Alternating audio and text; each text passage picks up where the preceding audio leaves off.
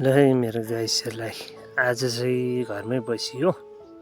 अन्त आज घाम लागेकोले गर्दा यसो आलु खन्नु पर्यो भन्ने चाहिँ आलु खन्नु थालेको। फलेछ राम्रै है, कमिला चाहिँ लागेको छैन छ।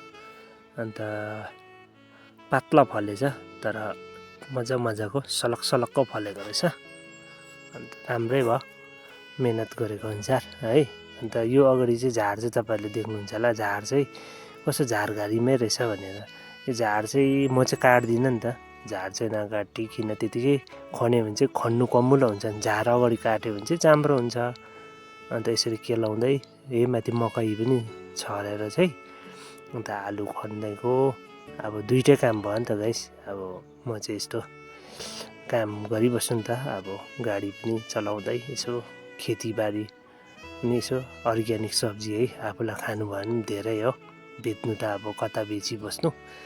अन्त यसो मेहनत गरेर बारीमा आफ्नै अर्ग्यानिक फलहरू छ भने चाहिँ राम्रो हुन्छ नि त गाइस। अन्त म चाहिँ यसरी खनिबस्छु नि त, केहरू काम गरिबस्छु। यस्तै छ बस्तीमा बसेपछि के काम म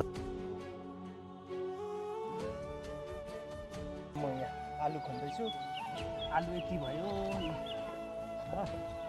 आज चाहिँ घाम पुरा लागिरहेछ हो, आज चाहिँ यसो बसेर आलु खनेको यस्तै छ।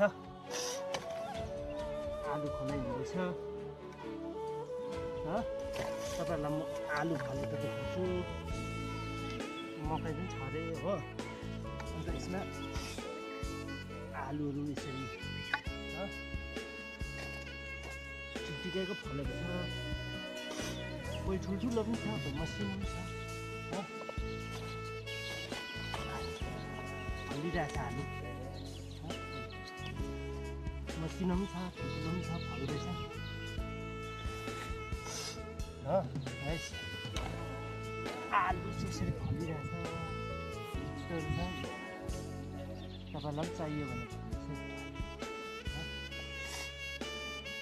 यस्तो छ भुटी खाने हो।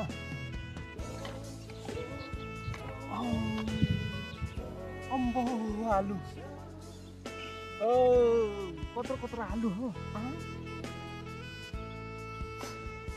भाइरल आलु कत्रो यो आलु।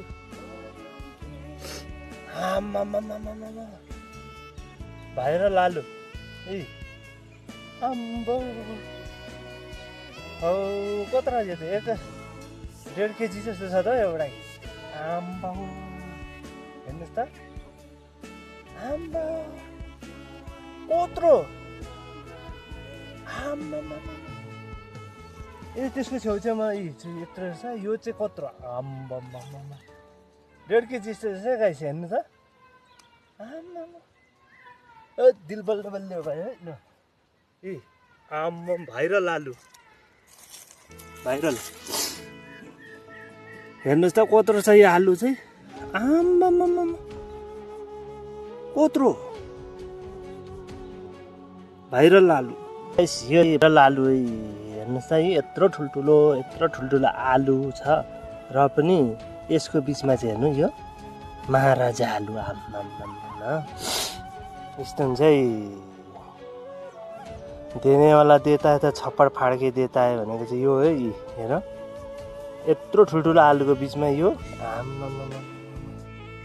यो चाहिँ के हो, महाराजा आलु रहेछ नि हो, भाइरल आलु। हेर्नुहोस् है, म त छक्कै परेँ फर्स्ट टाइम आज। ल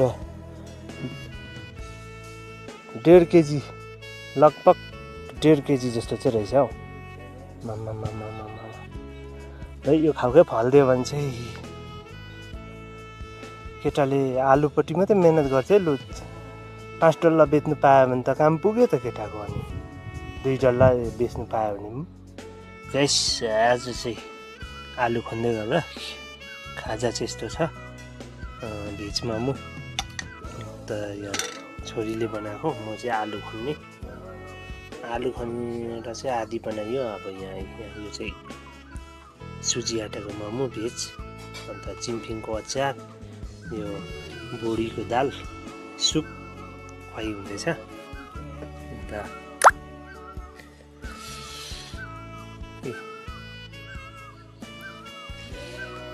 मोमो भेज मोमो दामी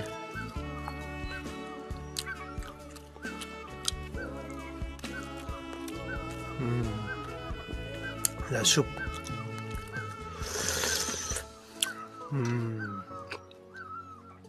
दामी ल है तपाईँहरू पनि खाने भए आउनुहोस् है आलु खन्नु